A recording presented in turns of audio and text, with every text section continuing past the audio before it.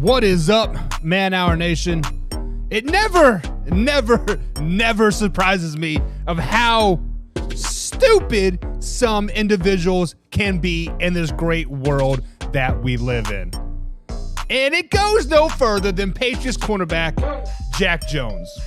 Jack Jones was arrested over the weekend for weapons charges because he had two loaded guns in carry-on luggage as he tried to board an airport. My man, one thing's first. Do you not see the signs all over the airport that said no guns? Like, what in your right mind thought that you could take two loaded guns, put them in a carry-on luggage bag, get on an airport, get on a plane, and be okay? Jack Jones, you have to be the dumbest individual out there. It is almost that time when, what was the football player's name? He put like weed in like a bottle and they thought that, hey, they won't notice it. I can't remember his name because that's how stupid he was. Jack Jones, my man, get through your freaking head. You are a high-profile athlete. Yes, you are only a second-year player. Yes, you are a little bit of this and a little bit of that. I get it. But be smarter than the average bear. Matter of fact, be smarter than my freaking 5-year-old. He sees the signs. He's like, oh, we're not supposed to do that, Daddy. Don't do it. Come on, Jack Jones. You are better than that. You are better than that, my man. NFC East Breakdown coming up, guys, right after the intro. Are you ready for the best damn radio show on the planet? Man Hour Nation, rise up.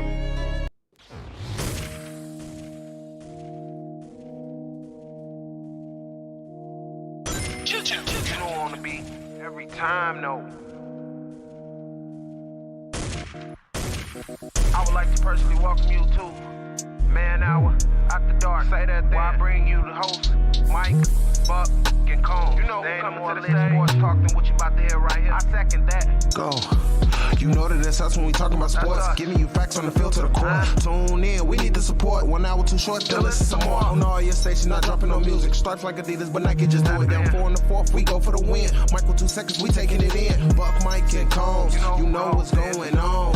Man, now we're After Dark, no LA, we the big spark. No 4th and inches won't cut you short. Got the best talking, it's all sports. Buzzing more than buzzer beaters. We coming live all through your speakers, go. And what is up, Man Hour Nation? Michael Buckhouse here with the Man Hour. So to head to manhourradio.com. Check out the merchandise coins. Of course, check out the blog section as well. We got new blogs. We got new merch over there as well. My man Pat is getting ready to drop some more merch this week.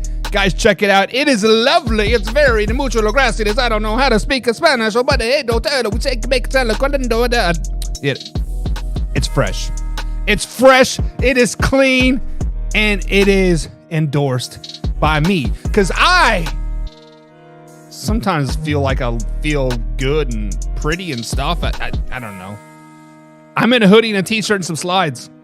That's me 24/7, baby. And unless I'm at work, then I gotta put on the slacks and a polo and look all pretty and stuff. It's stupid. But guys, what is up? It is Monday edition of here at manhourradio.com. We are not going to do Way or No Way today. We are going to break down the infamous NFC East. The 2023 season is loaded full of possibilities, and we are going to break down the NFC East today. And we are going to start with the New York Football Giants. That's right, guys. The New York Football Giants went 9-7-1 last year, winning a wild card game over the Minnesota Vikings and getting throttled in the divisional game versus the Philadelphia Eagles, 38-7.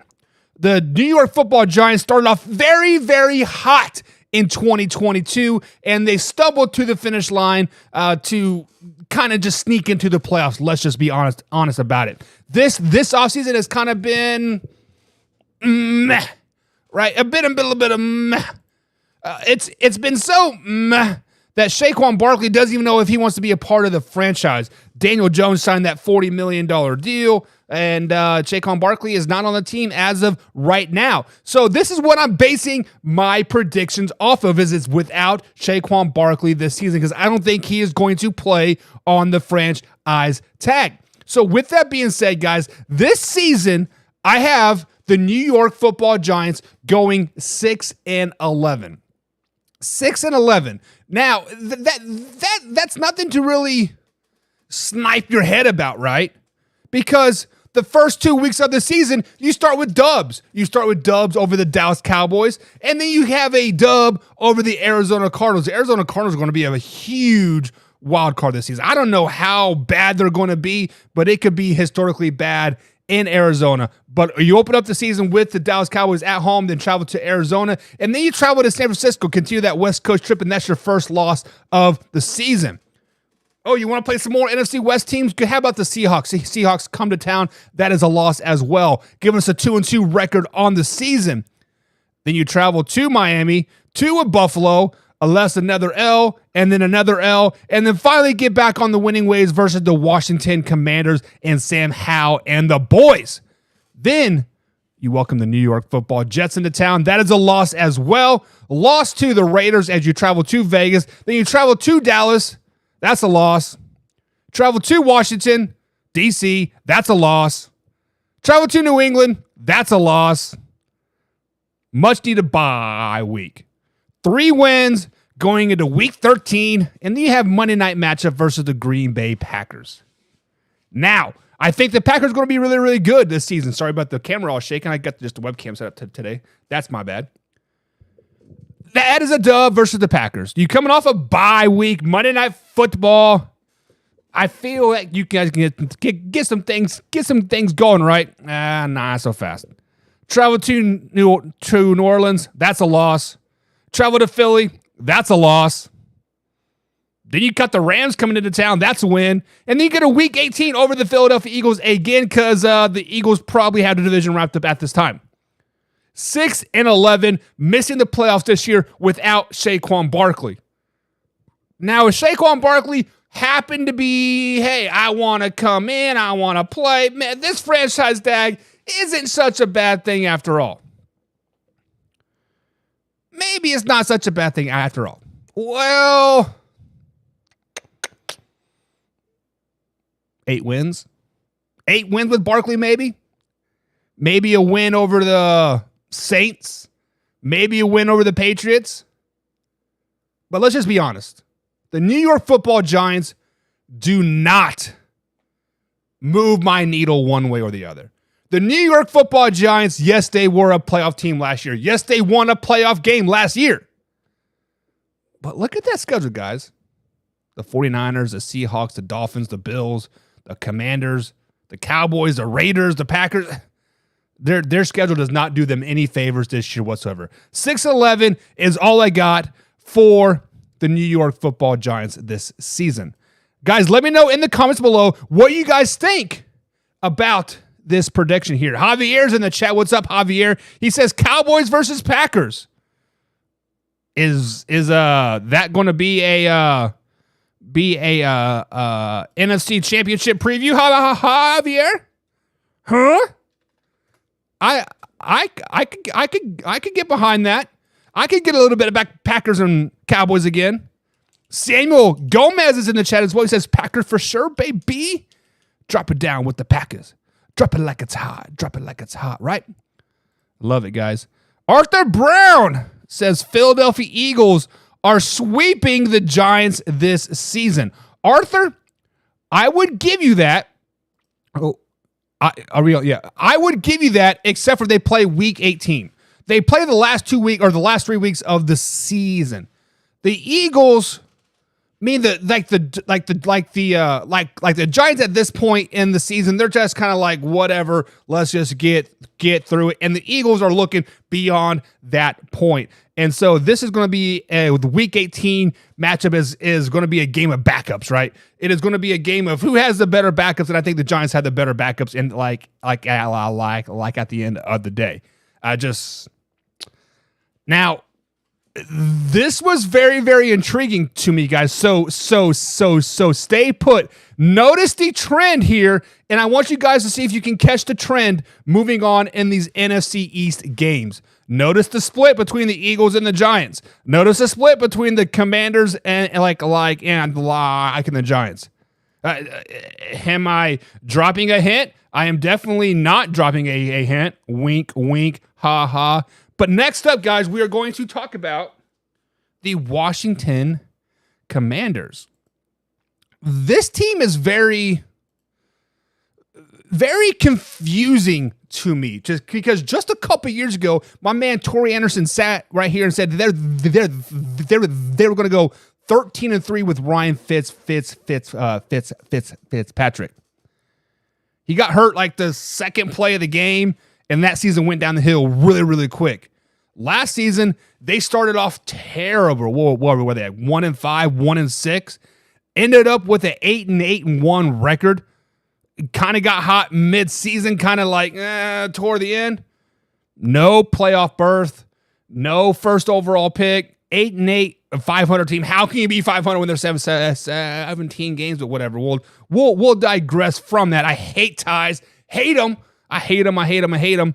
But as of right now, Sam Howell is a starting quarterback for the Washington Commanders, and that is what I am basing it off of moving forward here. So right now I have the Washington Commanders this year going 7-10. That is a one-game digression from last season because their schedule is just, it's not as easy as it was last season. Let's just be honest. They played Houston, they played the Colts, they played the Bears, they played the Jaguars early on. It was not a very, very hard schedule. But week one, they do play the Arizona Cardinals, and that is their first victory of the season, and it's at home. Then they travel to Mile High Stadium, guys. Secretly, guys, Mile High Stadium is one of the hardest places to play besides Arrowhead. It is because the fans are actually really, really loud there. The altitude, and just you never know what kind of weather you're going to get there. It could be August and it could snow 12 feet or it could be 100 degrees. You never freaking know. But I given the Broncos that victory right there. Then the Commanders are back home to take on the Buffalo Bills. That is a loss. On the road to take on the Eagles, that is a loss. And then they get their second win of the season versus the Chicago Bears on Thursday night. The only reason why I am picking the Commanders to win this game on Thursday night versus the Chicago Bears is because it is a Thursday night game. It is a home game. Historically, we know how Thursday night games go. They are shit. Thursday night games are absolutely terrible, especially early season. So give me the home game every time, or the home team every time. Then they travel to Atlanta. This is a loss. Guys, circle this game right here. This week 6 matchup. This week 6 matchup is going to be telling for both of these teams. Whoever wins this game, I think, catapults to a plus 500 season. Whoever loses this game will be a below 500 season here. Obviously, I had the Falcons win this game. That's why I had the Commanders going 7-10 this season. Then they're back on the road to take on the Giants. That is a loss. And then, upset special alert, week 8, back at home versus the Philadelphia Eagles. That is a loss. Sorry, that is a win. They beat the Eagles week 8 after losing to them week 4. Then week 9, on the road versus the Patriots, that is a dub. Then they're on the road versus the Seahawks. That is a loss. Back at home, week 11, November 19th, versus the New York Football Giants. That is a win. Lose to the Cowboys at the Cowboys. And then they lose to Miami at home going into the week 14 bye. Wow, this team is struggling right now. A bye week needed to come out 6 weeks earlier, but the season's nearly over at this point. You travel to LA, you lose to the Rams, you travel to New York to lose to the Jets. Then somehow they pulled it out versus the San Francisco 49ers. Is it because the San Francisco 49ers already had the division locked? Who knows? Find out tomorrow. But they beat the 49ers and they beat the Cowboys to give their 6th and 7th win on the season, giving them a 7-10 matchup or 7-10 record for the season. That's definitely not good enough to make the playoffs, unfortunately. It just the Commanders are very. This is a team that could be super good. They have all the pieces. They have the defense. It's just I don't have trust in their coaching staff right now. Ron Rivera didn't even know they were eliminated from the playoffs last season. Like, how in tune is he with his team? How in tune is he with the young culture that is going on in the NFL? How in tune is he since the passing of his wife, right? Now, I don't want to bring that up into it, but it has to be said. When you lose somebody that has been your rock through your whole coaching career, you went through throat cancer and then you lose your wife, like how mentally stable are you like at this point? Now, I'm not saying he is a terrible coach. I'm just saying right now, maybe he just needs to take a year off. Maybe he needs to step back and do I really enjoy coaching football right now? Because I think that is that is what is ultimately holding back the Commanders right now. So right now I have the Commanders going 7-10. We have the Giants going 6-11. Then we have a team that many are predicting that could be another Super Bowl team. Many people have this team thinking, damn, they are it, right? Last season, 14-3. Divisional playoff win over the New York Football Giants. Conference championship game over the San Francisco 49ers, and then a Super Bowl loss to the Kansas City Chiefs 38-35. And we are talking about the Philadelphia Eagles, guys.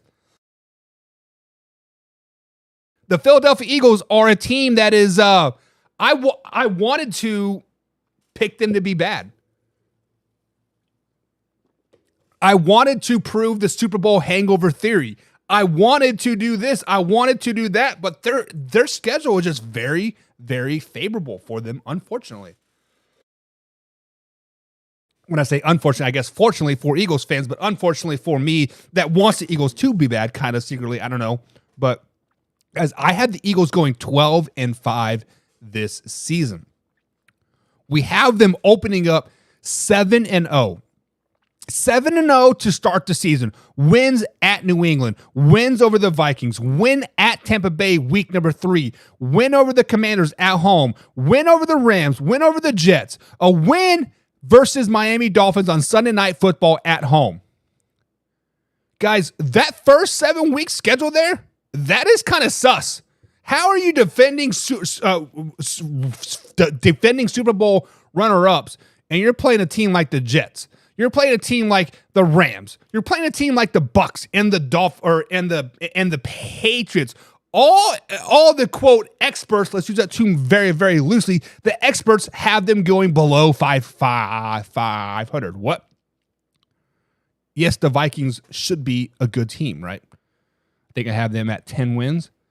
The Dolphins, we'll break them down probably later this week. It should be about Wednesday when we'll break the AFC West down. But 7-0 to start the season. Week number 8, first loss of the season. It's just I feel this is going to be an upset special. Week number 8, the Commanders will beat the Eagles. Week number 8 at Washington D.C. And then week 9, Dallas Cowboys come into town. That's a dub. Going into the bye week here. Then we got Monday Night Football. Nice crisp air. Barbecue smell. Monday Night Football. Super Bowl rematch of 2022. Travel to Arrowhead, that is a loss. Sorry, that's just the way it is. Coming back into week number 12, they do beat the Buffalo Bills. They do beat the San Francisco 49ers, and then they travel to Dallas, lose to the Cowboys, Sunday Night Football, and then they lose to the Seahawks, and then they get back on track versus the Giants, and versus the Cardinals. In a Week 18 matchup, they lose to the Giants again, giving them a 12-5 record on the season. Now, let's talk about this Super Bowl hangover. I believe wholeheartedly that there is a Super Bowl hangover. And it is proven out there the NFC or the NFC teams that lose the Super Bowl historically do not even make the playoffs the following year. Most recently, the San Francisco 49ers. Is just, face it. There's like, all of the questions this offseason have been kind of like, oh, how are you guys going to rebound? How are you guys going to do this? How are you guys going to do that? We've moved past it. Well, have you really moved past it? I am banking on that they have moved past it. I am banking on the fact that they have a veteran offensive line. I'm banking on that they have a very, very hungry receiver core, a running back, right? A quarterback, a young head coach. But I'm not seeing a deep playoff run this season. I'm not seeing another Super Bowl performance. I am not seeing even a wild card win. If they play the wild card, I don't know. Well, I guess West will find out. But I do have the Eagles going 12-5 this season. Arthur Brown says the Eagles are beating Dallas. They are beating them once. They are splitting. Have you noticed a trend here, Arthur Brown, Samuel Gomez, Javier, all the other people that are in the chat over on YouTube that aren't copying? You guys are watching me. You're not. That's just weird. They're splitting. They're not sweeping the Commanders. They are not sweeping the Commanders, Arthur Brown. The only thing being swept here is your Miami Heat. I'm kidding. I don't know anything about basketball. Well, I do. My wife was a great basketball player.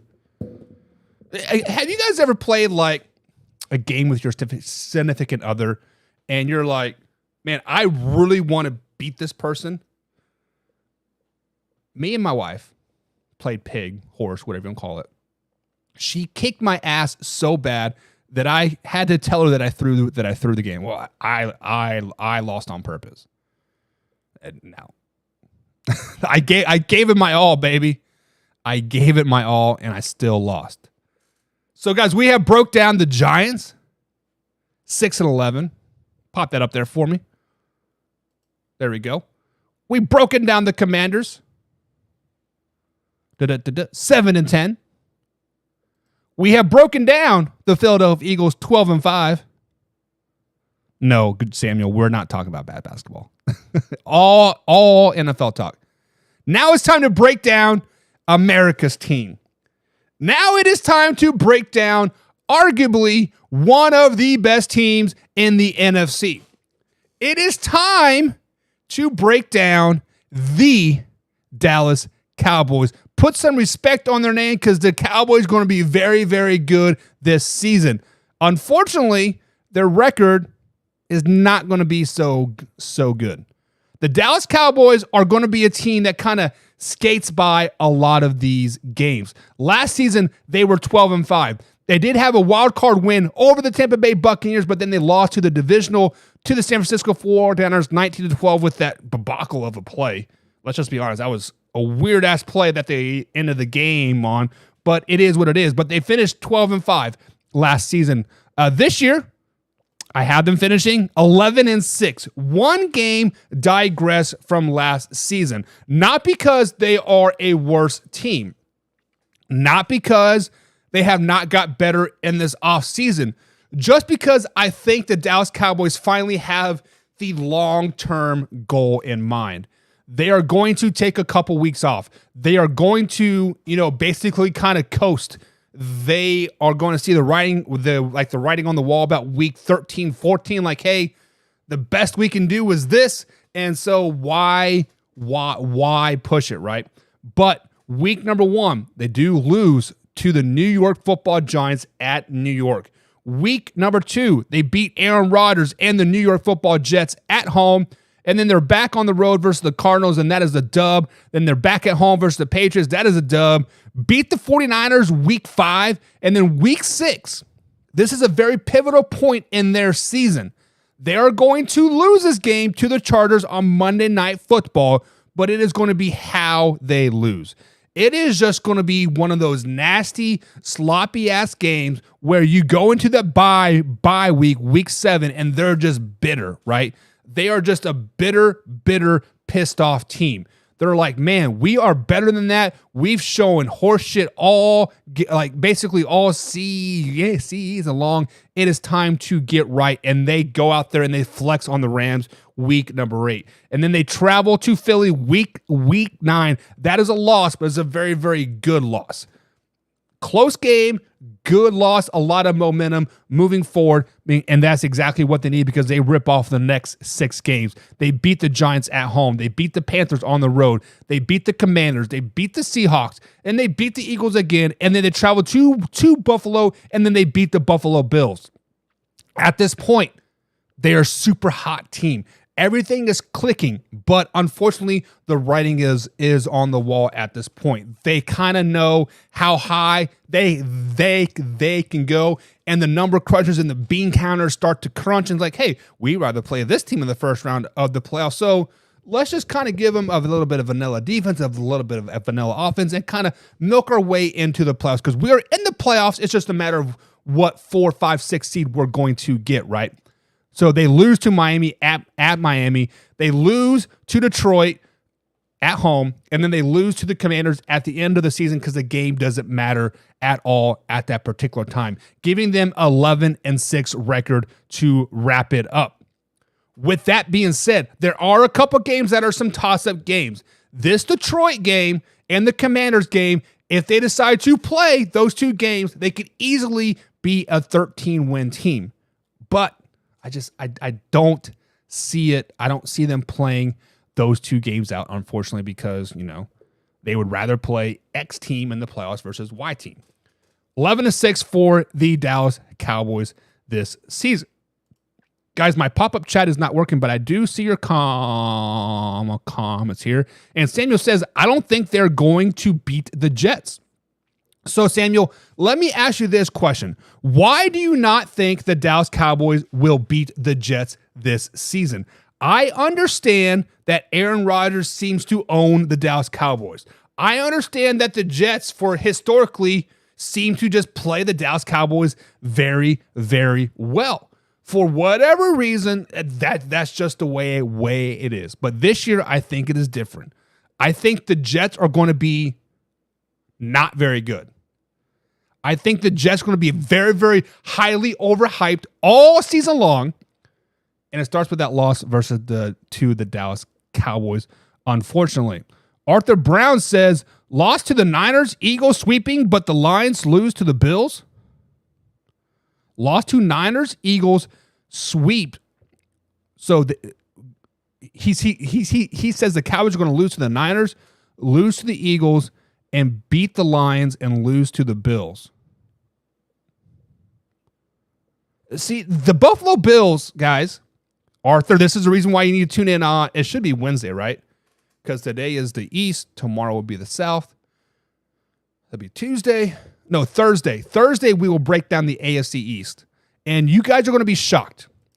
The Jets and Bills are not going to be very good.